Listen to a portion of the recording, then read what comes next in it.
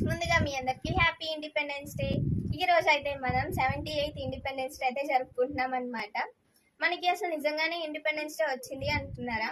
మన గాంధీ గారు అయితే చెప్పారు కదా, ఏ రోజు అయితే ఒక గర్ల్ సేఫ్ గా రోడ్ మీద నైట్ టైం వెళ్తుందో ఆ రోజే మనకి రియల్ ఫ్రీడమ్ వచ్చినట్టు.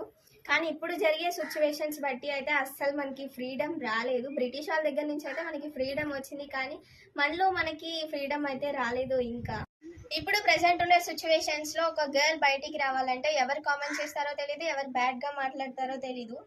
ఇంకా అందువల్ల ఏ గర్ల్ కూడా జాబ్ చేయడానికి కానీ ఏదైనా వర్క్ చేయడానికి కానీ బయటకే రావడానికి చాలా భయంగా ఉంది. పెద్దవాళ్ళనే కాదు, చిన్నపిల్లల్ని కూడా అస్సలు వదలట్లేదు.